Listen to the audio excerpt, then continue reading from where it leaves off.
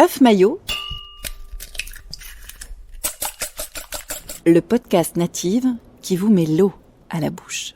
Depuis 5 ans, le paysan urbain produit des micro-pousses au cœur de Paris. Anciennement installé à Romainville, c'est désormais au-dessus des réservoirs d'eau non potable de Charonne que le paysan urbain a installé en 2020 sa ferme urbaine agroécologique.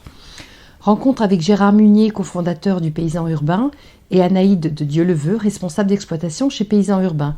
Bonjour Gérard, et merci de nous accueillir aujourd'hui. Vous êtes lauréat de la première édition des pariculteurs. Quelles sont les modalités de cet appel à projet ? Cet appel à projet était la première étape d'un plan de la ville de Paris pour créer 100 hectares d'agriculture urbaine dans Paris au cours de la mandature. 100 hectares, c'est énorme. 100 hectares, puisqu'en fait, attendez, je vous dis pas de bêtises. Non, c'était 100 hectares de végétalisation, dont un tiers d'agriculture urbaine. C'est peut-être ça, en fait. Voilà. Et vous savez si elle a réussi son pari ou pas ? Alors, je ne sais pas si elle a réussi son pari, mais donc le réservoir de Charonne était l'une des surfaces les plus importantes et la seule, en fait, à être au niveau de la rue à Paris, visible depuis l'espace public, en fait. Que trouve-t-on dans votre ferme urbaine et est-ce que vous êtes ouvert au public ? Alors, le paysan urbain, on y trouve plusieurs choses parce qu'on a 3 objectifs principaux. On cultive des micro-pousses agroécologiques. Alors, en quelques mots, qu'est-ce que c'est une micro-pousse ? Parce que tout le monde ne connaît pas forcément. C'est le stade juste après la graine germée, juste avant la jeune pousse.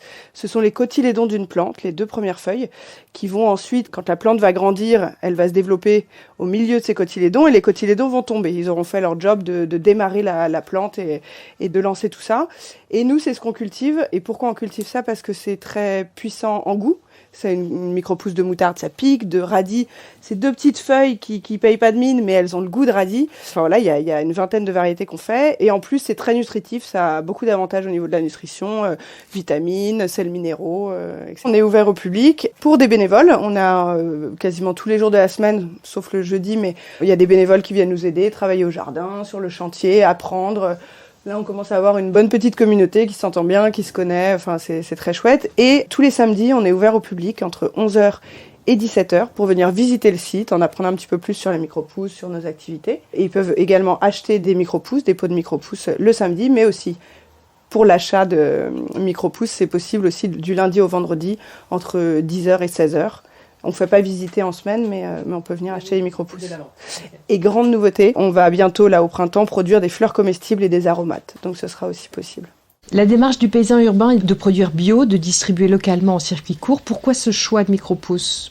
Pourquoi ce choix de juste des micro-pousses ? On sait que vous allez après développer d'autres produits. Oui, c'est-à-dire que la micro-pousse nous a paru être un produit, une culture pertinente en ville, pour plusieurs raisons. La première, c'est qu'elle ne venait pas en concurrence avec l'agriculture des champs, mais elle venait bien en fait en complément. Donc ça, c'est déjà un premier argument. Le deuxième argument également, c'est que la micro-pousse, et surtout de la manière dont on la produit, elle va nécessiter beaucoup de main-d'œuvre. Et comme l'un de nos objectifs, c'était aussi de créer des emplois, et des emplois valorisants. Donc travailler sur un produit qui nécessite beaucoup de main-d'œuvre, qui soit un joli produit et qui soit également gratifiant à cultiver parce qu'on est sur des cycles de culture rapides. Donc ça avait également du sens. Enfin, la dernière chose, c'est que la micro-pousse permet de créer pas mal de valeur ajoutée avec un minimum de surface, du fait en particulier de ces cycles de culture qui sont très courts. Et vous cultivez toute l'année. Et qu'on peut donc cultiver toute l'année. Voilà. Donc c'est un modèle de culture qui nous paraissait très pertinent pour de l'agriculture urbaine. Vous nous avez parlé des bienfaits des micro-pousses, mais où sont distribuées vos cultures ?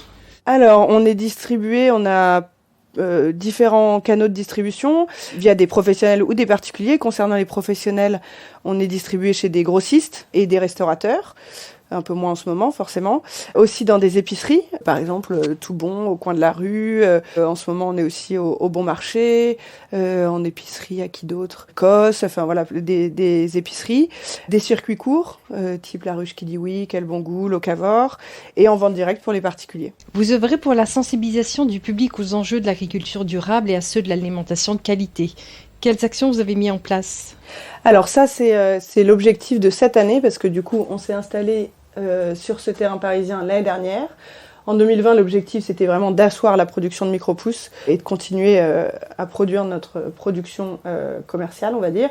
Et là, 2021, c'est l'objectif jardin et développement d'animation, d'ateliers avec les acteurs locaux. Ce sont des ateliers avec des écoles, avec des centres sociaux, avec des associations, des lycées, proposer aussi des animations aux gens du quartier. Là, pour Noël, on a fait des décorations végétales.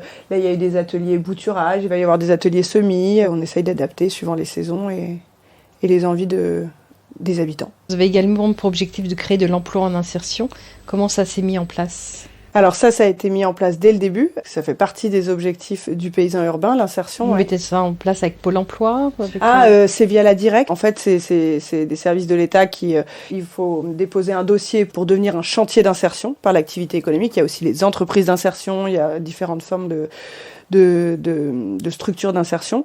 Nous, on est un chantier d'insertion par l'activité économique. Et donc, chaque année, on doit rendre des comptes. On doit aussi redemander des possibilités là, on l'a fait il y a pas longtemps. On doit demander à renouveler notre permission, agrément, ouais, pour avoir un certain nombre d'emplois avec des objectifs. Vous avez dans l'obligation d'avoir des gens qui sont agréés ou qui ont une formation particulière ? Ouais, non, ce sont des gens qui doivent avoir un agrément, une fiche IAE, qui doivent être éligibles à l'IAE via leur conseiller Pôle emploi, leur donne. Et vous, en interne, vous devez avoir des formateurs, vous avez des gens qui sont une formation particulière ? Alors nous, on est les salariés en CDI, on est ce qu'on appelle des encadrants et des formateurs. Et on a aussi une personne qui est vraiment dédiée à l'accompagnement professionnel, qui s'appelle une ou un conseiller en insertion professionnelle, une CIP, qui est dédiée à eux et qui les accompagne, qui fait des entretiens pour construire leurs projets, pour leur trouver des formations. Parce que pendant les 2 ans où ils sont là, ils ont le droit d'aller... Enfin, ils ont le droit... Le but, c'est aussi qu'ils puissent aller faire des stages, des journées découvertes, des formations, pour valider ou non leur projet. Vos fermes urbaines se veulent être économiquement viables. Sur quel modèle économique vous fonctionnez et quel est votre modèle économique ? Alors c'est bien que vous disiez vos fermes urbaines, parce qu'effectivement il y a un autre paysan urbain à Marseille. Et l'idée c'est aussi que le paysan urbain puisse s'essaimer dans toute la France.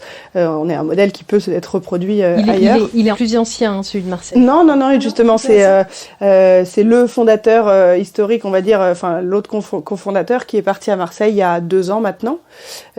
Créer un paysan urbain là-bas, ouais.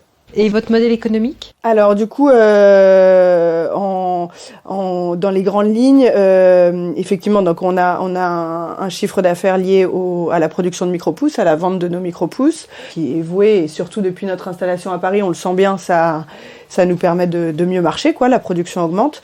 Il y a une vraie demande sur Paris, en plus. Ouais, il y a une vraie demande, et puis même si le public connaît pas trop la micro-pousse en France et en Europe. Ça vient, ça commence. Ça commence à venir, ouais. Mais voilà, c'est quand même pas démocratisé, quoi. La philosophie de paysan urbain est centrée sur la coopération, la transparence et l'utopie réelle. Qu'entendez-vous par utopie réelle ?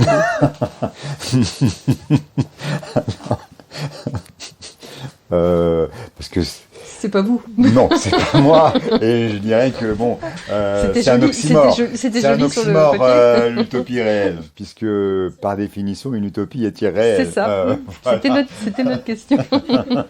Bon, on l'oublie celle-là. Oui. Comment devient-on un paysan urbain ? Et que conseillez-vous aux urbains pour se rapprocher un peu plus du monde végétal ? Alors, comment devient-on un paysan urbain ? Tout le monde peut être un peu paysan urbain, hein, c'est à la portée de chacun. J'ai envie de dire, pour commencer, venez faire du bénévolat chez nous entre 9h et 16h du lundi au mercredi et le vendredi pour découvrir un peu tout ça. Et puis, travail. Et voir, ouais, pour le moment, on n'est pas sur le samedi, mais...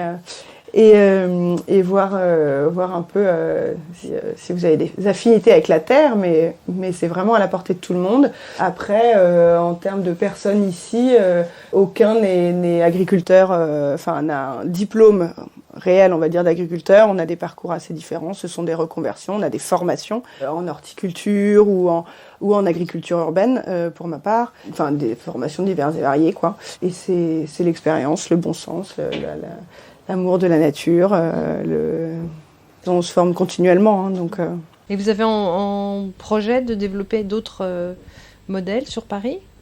Vous avez d'autres Du paysan terrains en urbain vue? Ouais, vous avez d'autres terrains en vue, Non, ou a pas priori non. Là, on vient d'investir il y a un an un très grand terrain quand même, 6700 mètres carrés. Je pense que c'est le plus grand dans Paris. On va déjà bien s'installer dessus. Et non, dans Paris, il y a pas de raison. Non, il n'y a pas de raison. Nous, on aimerait bien que ça s'essaime dans d'autres villes de France plutôt. Faire d'autres modèles ouais. sur d'autres Ouais. grandes villes. Ouais. Et quel est votre prochain rêve? Celui-ci peut-être? Oui, celui-ci, ouais. Ça, au niveau national, ce serait chouette, ouais, qu'il y ait un troisième, un quatrième paysan urbain, ce serait vraiment chouette. Après, au niveau de la ville, on va dire, c'est l'objectif là, c'est de lancer les fleurs comestibles, les aromates, peut-être des tisanes dans les années à venir, enfin des fleurs, des herbes séchées, ce genre de choses. On verra. Merci beaucoup pour ce partage et longue vie aux paysans urbains. Merci à vous.